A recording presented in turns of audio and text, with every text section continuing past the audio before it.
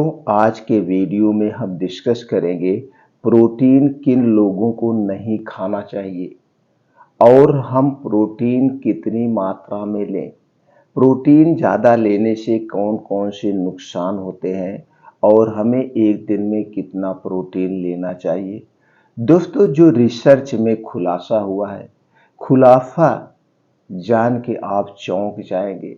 और दोस्तों, आज के समय में हमारे बहुत सारे युवा भाई हैं, वो जिम में जाते हैं या कहीं पे किसी से सुनते हैं कि ज़्यादा प्रोटीन लेने से बॉडी बनती है, मसल से बनती है।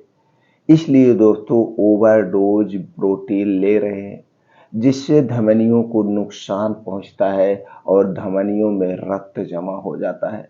तो दोस्तों, रिसर्च आज आप लोगों के सामने हम डिस्कस करेंगे। तो चलिए दोस्तों, पूरा जानते हैं एक कहानी क्या है और इसके पीछे का रहस्य क्या है और हमारा रिसर्च क्या कहता है।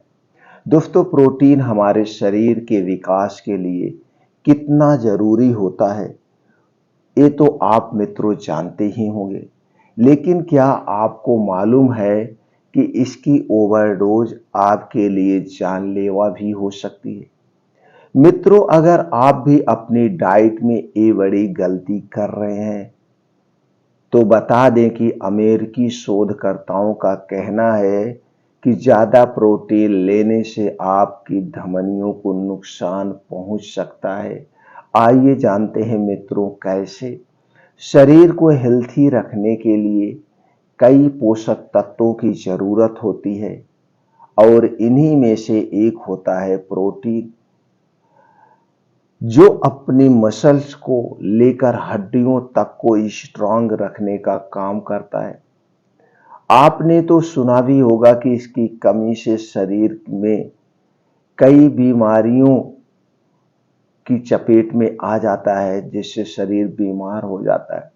लेकिन क्या आपको मालूम है कि इसका जरूरत से ज्यादा सेवन करने से आपकी धमनियों में ब्लॉकेज पैदा हो सकता है। जी हाँ मित्रों, यह हम नहीं कह रहे हैं, हमारे अमेरिकी शोधकर्ताओं ने कहा है और इस बात का खुलासा भी किया है।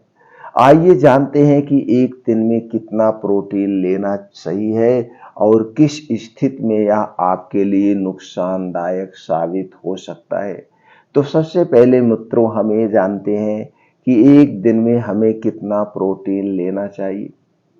मित्रों, अमेरिकी शोधकर्ताओं ने एक शोध के माध्यम से इस बात की जानकारी दी है कि एक दिन में ली जाने वाली कैलोरी की मात्रा में 22% से ज्यादा प्रोटीन नहीं होनी चाहिए, यानी कि 20% से ज्यादा प्रोटीन नहीं होनी चाहिए।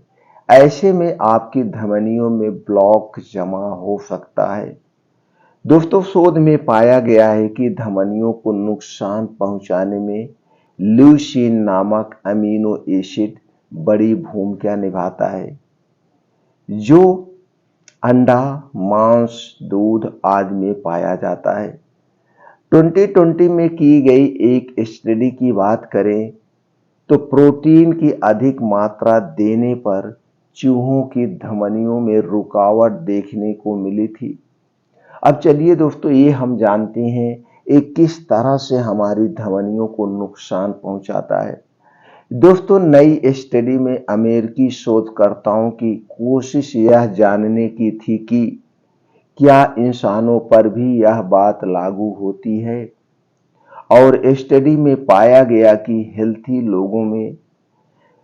लोगों के ज्यादा प्रोटीन रिच फूड खाने से उनके शरीर में इम्यूनिटी पावर ज्यादा एक्टिव हो गई।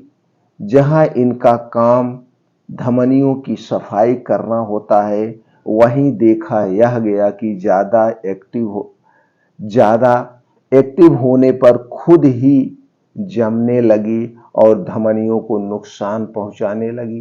तो दोस्तों, आप समझ गए होंगे किस हिसाब से ज्यादा प्रोटीन हमारे स्वास्थ्य के लिए हानिकारक है। अब मित्रों, हमें जानते हैं बैलेंस डाइट कैसे लें, क्या बैलेंस डाइट बेहतर है।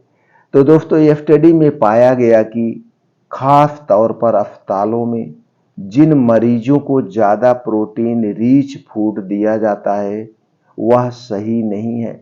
ऐसा करना उनकी मांसपेशियों को मजबूत बनाने की जगह हार्ट और धमनियों को नुकसान पहुंचाने लगता है। दोस्तों, शोधकर्ताओं का मानना है कि इसकी जगह एक बैलेंस डाइट का सहारा लेना चाहिए। इसके अलावा स्टडी में ये भी बताया गया कि प्लांट वेस्ट और एनिमल वेस्ट प्रोटीन में ल्यूसीन की मात्रा अलग अलग देखने को मिलती है। तो दोस्तों, उस शोधकर्ता में ये भी फोकस किया गया कि हमें अपने डेली रूटीन में, अपने डेली डाइट में ज़्यादा से ज़्यादा प्लांट वेस्ट फूड का प्रयोग करना चाहिए। दोस्तों, जहाँ पे हम एनिमल डेयरी उत्पाद ले रहे हैं वहाँ पर अगर हम प्लांट वेस्ट उत्पाद लें, जैसे प्लांट वेस्ट दूध, दूध में क्या हो गया, नारियल का दूध हो गया, सफ़ेद तिल का दूध हो गया, और ये आपका दोस्तों मूंगफली का दूध हो गया। ये दूध पचने में भी आसान है। दूसरी तरफ इसमें उतना ही प्रोटीन पाया जाता है जितना प्रोटीन एनिमल दूध में पाया जाता है। दोस्तों, आप नारियल के दूध का दही भी बना सकते हैं, मट्ठा भी बना सकते हैं, मूंगफली के दूध का दही मट्ठा बना सकते हैं, और दोस्तों ये सफ़ेद जो तिल होता है इसके भी दूध आप बना सकते हैं। और ये जो दूध है पचने में आसान है और दोस्तों नुकसान नहीं पहुंचाते हैं। आज जो एनिमल वेस्ट डेयरी उत्पाद हैं, चाहे वो दूध हुआ, चाहे दही हुआ, चाहे मट्ठा हुआ, ये सारे हमारे स्वास्थ्य के लिए हानिकारक है। कैसे हानिकारक हैं? क्योंकि दोस्तों इसके साथ प्रोसीजर किया जाता है, और कोई भी जब सामान प्रोसीजर से गुजरता है तो उसमें कुछ ना कुछ बैक्टीरिया, वायरस प्रवेश करते हैं। दूसरी तरफ दोस्तों, ये जो उत्पाद हैं, चाहे वो दूध हुआ, चाहे दही हुआ, चाहे मट्ठा हुआ, ये किस में बिकता है? प्लास्टिक में बिकता है। प्लास्टिक क्या है? प्लास्टिक एक कैंसर कारक तत्व है। यानी प्लास्टिक में रखा हुआ सामान अगर आप प्रयोग करते हैं तो दोस्तों आप कहीं ना कहीं कैंसर जैसी बीमारी को निमंत्रण दे रहे हैं। और आज के समय में दोस्तों हैरान कर देने वाली बात सामने आई है, इंडिया को कैंसर का कैपिटल कहा जाने लगा है। इंडिया को कैंसर का कैपिटल कहा जाने लगा है, और 6 में से 1 मौत कैंसर के कारण हो रही है, कोई ना कोई कैंसर। यही कारण है कि दोस्तों आज हम लोग सबसे ज़्यादा क्या क्या यूज कर रहे हैं?